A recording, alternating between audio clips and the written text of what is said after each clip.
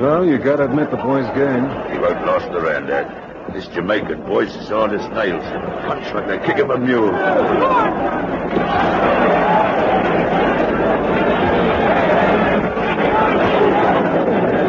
There, what I tell you. The referee stopped the fight. Well, it was fair. Crazy crowd, the English. Always shout for the underdogs. But I bet it'll be different next week for the Empire title bout. If there is an Empire title. What do you mean by that? Staff troubles.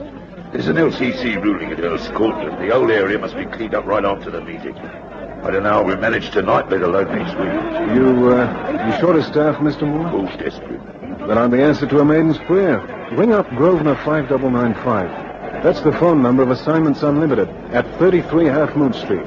Aubrey Mason at your service.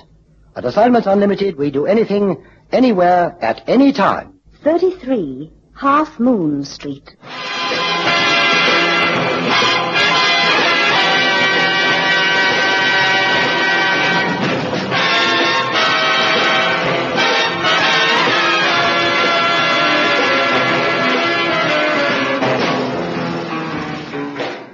Cannon is really a quiet sort of chap with a plebeian taste for football, boxing, and Wild West pictures.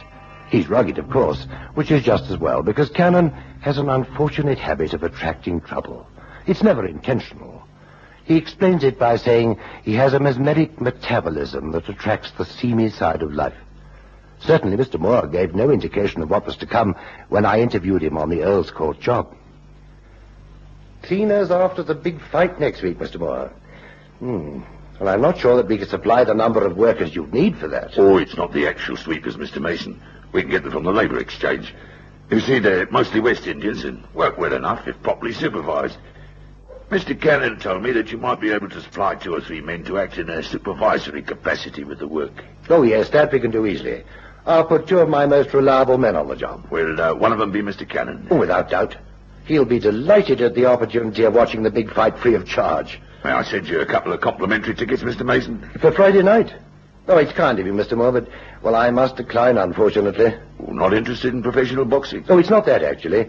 It just so happens that this Friday night, my club's having its own championship match. I'm an active participant. You're a boxer? No, Mr. Moore, not nearly so romantic. Ours is a chess championship. Check. Oh, well, I think you'll find the men I send to be reliable, Mr. Moore. And I wish you a successful Friday evening. As your Mr. Cannon would say, this Empire title fight will be a knockout.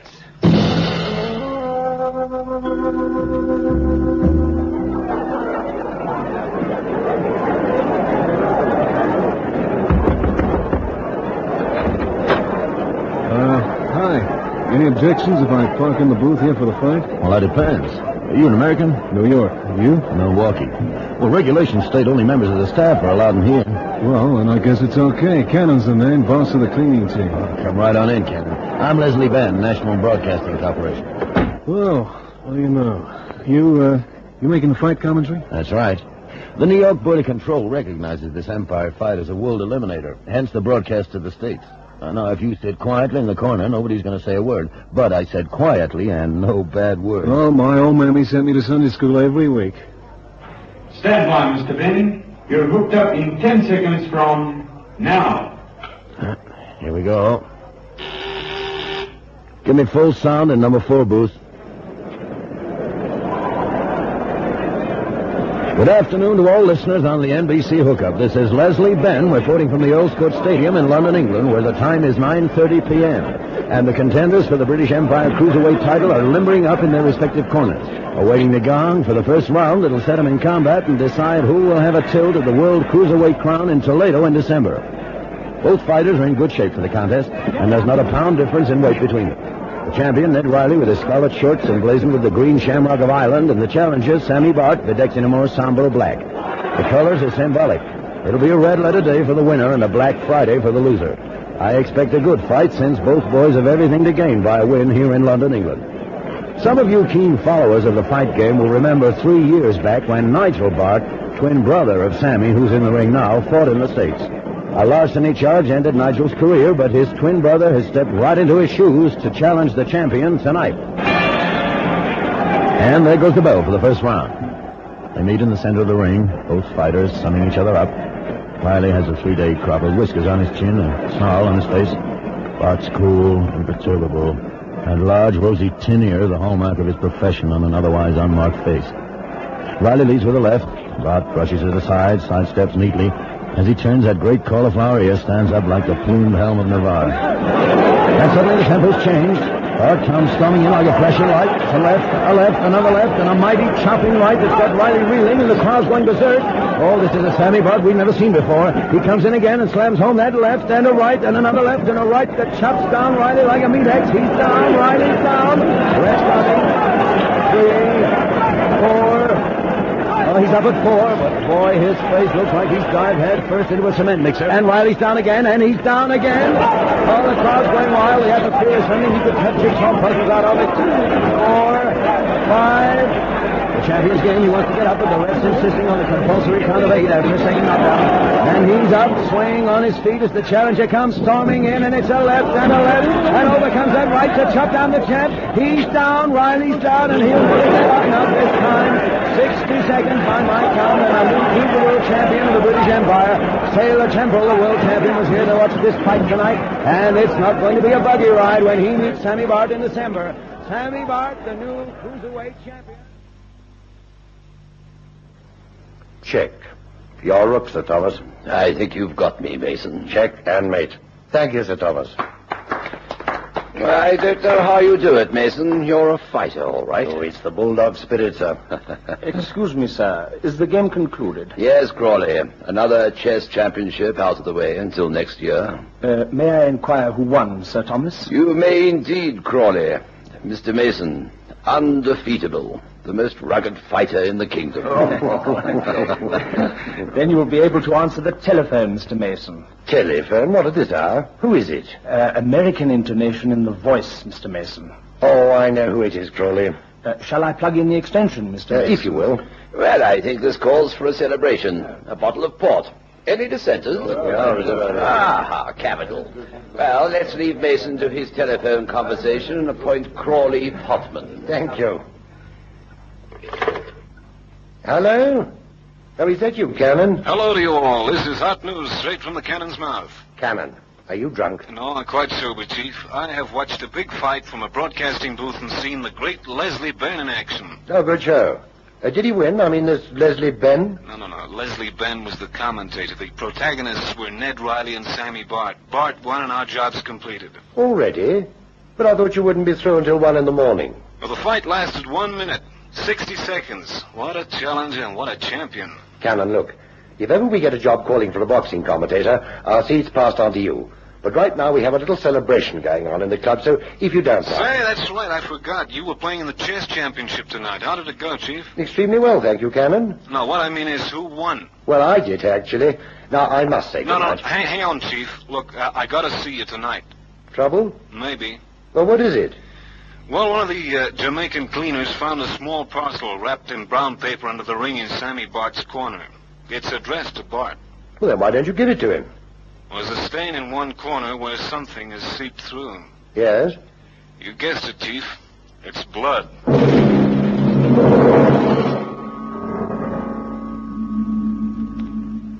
All right, Cannon, dump it on the table.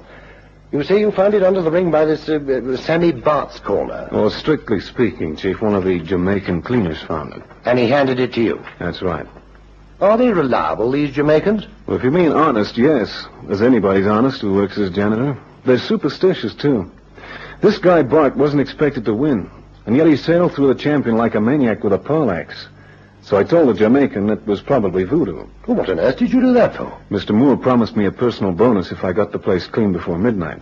When they heard about the voodoo, they had that joint as clean as a widow's parlor in half an hour flat. Cannon, you're incorrigible. And not only that, I got bad habits. Well, what do we do, Chief? Open or deliver? Well, it might simply be meat. A pound of steak in case you got a black eye? I wonder what he was doing under the ring like that. Well, if I could offer my professional advice as a garbage expert, that entire arena was knee-deep in empty popcorn packets, torn-up tickets, newspapers for the fish and chips. And the whole place, only one small square was free of garbage, under the ring. So when the scaffold company took the ring away, it was impossible to miss seeing the package. That rather looks as though it was put there purposely. Well, you've got to be very short-sighted to mistake a boxing ring for a mailbox. Well, it's carefully wrapped and neatly typed. You know, it's our duty to hand this straight over to Mr. Moore. Well, supposing I opened it very carefully, so as I could wrap it up again very carefully. Well, that might be dangerous. No, it can't be a time bomb. Gunpowder's black. Oh, all right. But if it turns out to be a pound of liver, I'll have your blood. Okay, here we go.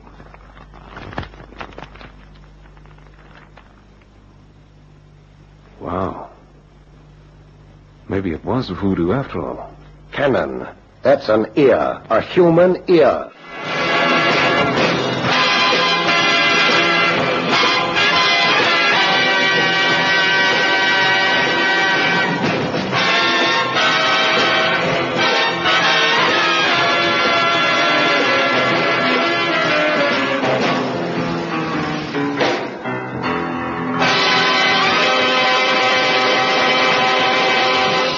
Cannon just sat and stared at it, his hand gently stroking his own generous lobe. And then it occurred to me that this was a very large ear, severed sharply but crudely from its owner's head. What could it mean? I glanced inquiringly at Cannon. Well, that's new. Maybe a day old. Yes, I was thinking the same thing. Well, who can it belong to? Well, search me. Maybe we got a modern Van Gogh running loose in London. Van Gogh was an artist. Anyway, he cut off his ear to send to his lady love. Well, it could be in reverse. A lot of these dames go dizzy over prize fighters. A girl's ear? Look at the size of it. Well, somebody's ears were burning last night for sure. Another facetious remark like that from you, and I'll put a flea in your ear. Okay, Chief, okay. Now, look, my mind's made up. In the morning, I'm going to ring Mr. Moore and tell him exactly what's happened. Then it's up to him to take any action he thinks necessary. Okay, that's the end of the cleaning contract. What do you mean? Well, Mr. Moore is so pleased with the job we did tonight, he's coming round here in the morning to offer us a regular contract at his big fight promotions. So? And one of the rules is that all lost property is deposited with the man in the box office. That's why he wants supervisors. Once he knows that we removed this parcel from the arena and open it, you get what I mean, Chief? I don't like it, Cannon. The police should be informed. Well, there's no law against cutting off your ear. I mean, legally it's like cutting toenails. So, some nut cuts off his ear and sent it to the challenger, Sammy Bart. It's a man's ear, and a big one at that. How do we know why he did it? No, all right, but, well, what do we do with it? I say we're morally obliged to take it round to the police station, even if we do lose the cleaner's contract. No sense in cutting off your nose to spite your face. Cannon. Sorry, Chief. Now, look, let me wrap it up again and take it round to Sammy Bart first thing. Oh, all right, you win. But I don't like it. I don't like it at all, Cannon. What on earth will Mr. Bart say when he opens it? Sammy Bart is the Empire champion, and he comes from London, so he'll probably say... Yes? What's this here?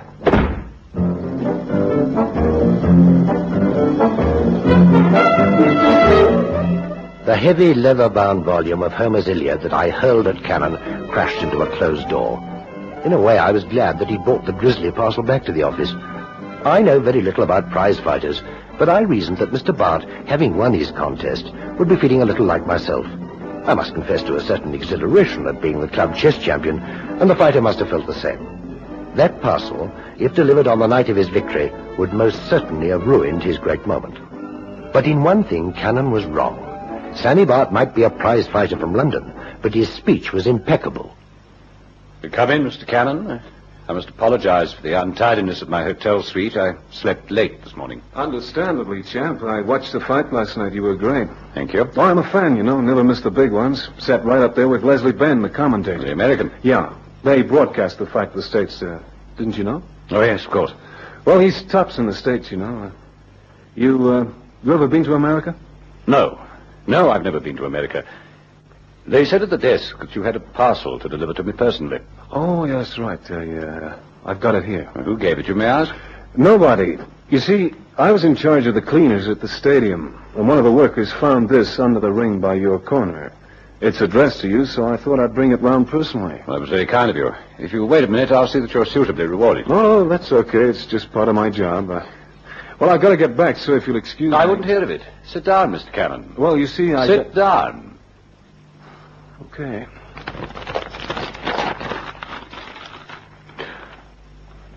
Sammy. Nothing wrong, I hope, Mr. Bart. Weber? Yes, Governor. Lock the door. Yes, Governor. Look, I got to... Sit down, Mr. Cannon. Where did you get this parcel? Well, it's like I told you. For the last time, where did you get this parcel? Hey, now, look, if you're trying to get tough... Yes, Mr. Cannon. Yeah, I should get tangled up with the future world champion. Okay, I'll come clean. Better. A drink? Yeah, scotch on the rocks. Weber? Yes, Governor. All right, Mr. Cannon. You were about to come clean. Well, you see, I work for an organization called Assignments Unlimited. You can check the numbers in the directory, Grosvenor 5995. I found the parcel just like I said, but I noticed there was blood that had seeped out. Scotch on the rocks. Oh, thanks. So I took it back to the office and opened it up to have a look. Well, the boss and me, well, we decided the best thing to do was to deliver it here this morning. What else could you have done with it? Well, the chief wanted me to deliver it to the police. Have you any idea where this might have come from? Well, I figured it was some kind of nuts. All right, Weber. Now, Mr. Cannon, having delivered your strange parcel, what do you expect me to do with it? Take it to the cops, I guess. Yes, that would be the logical thing. Or throw it away. Forget the whole incident. Yeah, that's what I do. No sense in keeping it. Forget all about it. That'd be hard for you, Mr. Cannon. I imagine your experience would make a good talking point in the pub. That I found an ear in a box and delivered it to the future world champion? You want to have me thrown out of every bar in town? It is an unlikely story, isn't it? Crazy. Very well, Mr. Cannon. You've proved to me that you're not some idiotic practical joker, so you may go. Weber? Well, thanks, Mr. Bart. It's nice to have met you. Oh, and here's a $5 for your trouble. Well, that's very generous. I make a good friend, Mr. Cannon.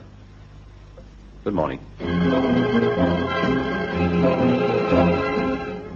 Cannon arrived back at the office at 10:30 and outlined his experience with the champion.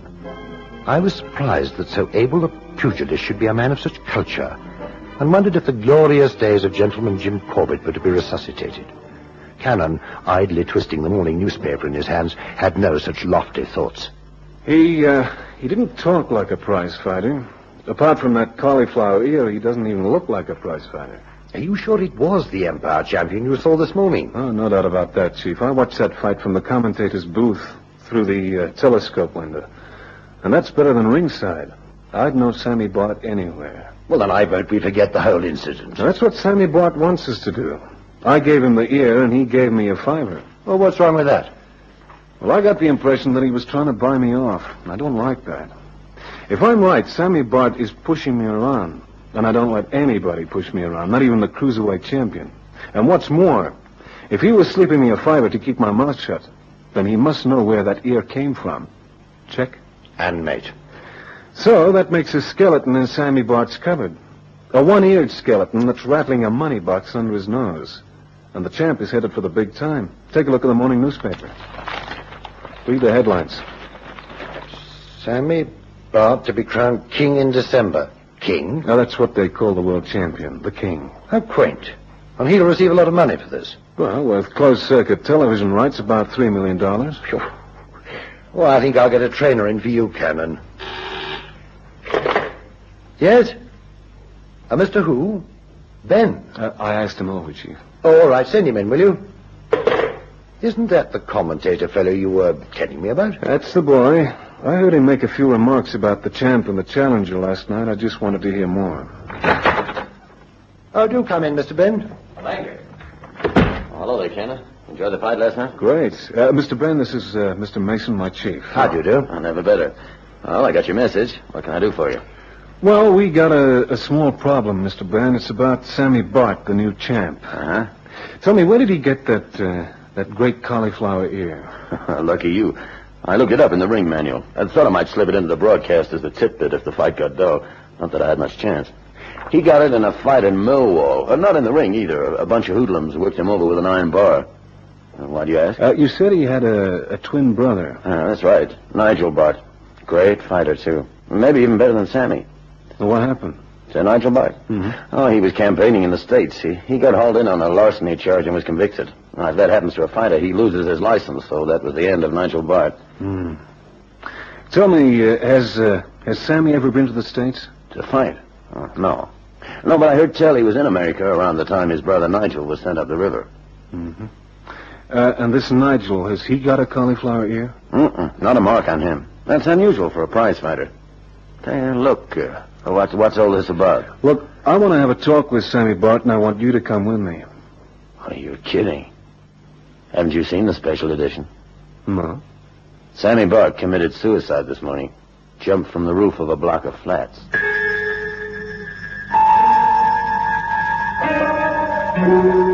And so it seemed that we should never know the solution to the mystery of the ear. There it was in the newspaper. Sammy Bart, suicide. Complete and final. And then the telephone rang. Assignments Unlimited. Is that Mr. Mason? Speaking. Is there a Mr. Cannon with you? Yes, he's one of my operators. He's with me at the moment, as a matter of fact. Would you like to speak to him? No, not now. I'd like to talk to you both in, say, half an hour. But I must stress that our conversation be in the privacy of your office and completely confidential. Well, of course. May I ask who's calling? Your Mr. Cannon will know me. We had a little chat earlier this morning. My name is Bart. I didn't tell Cannon immediately. First, I thanked Leslie Benn, the commentator, and promised to take a more active interest in fisticuffs. Only when he'd gone did I tell Cannon about the phantom caller. Except that he wasn't a phantom. He arrived on schedule, a magnificent specimen of manhood, vibrant and very much alive. He addressed one remark to Cannon, who answered with a grunt, and then we let him have his head. I apologize for my rather high-handed treatment of you this morning, Mr. Cannon. You'll notice that I no longer have a cauliflower ear. Yeah. I came to you because my brother's death this morning closes a tragic chapter in our family life. I had to speak to you because Sammy died during the time you were in my hotel suite. Once you read about his death, you'd feel obliged to go to the police. I'm Nigel Bart, of course, Sammy's twin brother. It was I who fought and beat Ned Riley last night, not Sammy. We were identical twins. No one could tell us apart, except for the cauliflower ear and Sammy's mental instability. The ear you saw on me last night was fabricated from rubber and glued over my own. It was one reason why I had to finish the fight quickly. A blow from Ned might have dislodged it. My brother Sammy went downhill when our father died. Kept bad company, seldom out of trouble. I did all I could, but it was one battle I didn't win. I'd gladly have lost all the others, but it wasn't to be. I took him to the United States with me, hoping that a new environment might change him. But he was caught by the police, charged with larceny. And that was before his brush with the Millwall gang that damaged his ear. In short, I rang the changes, stood trial for him. You probably know the result. Sammy tried hard to go straight. He turned professional. He was all right for a time. It didn't last. The rubber ear was made a while ago as a joke. Last night, when Sammy was in no condition to go into the ring, I planned with him to swap places again. The fact he was missing his last big chance to make good threw him right off balance. Cutting off his ear and sending it to me was his last act of defiance before committing suicide. Well, there you are. The story we called The King and the Cauliflower Ear.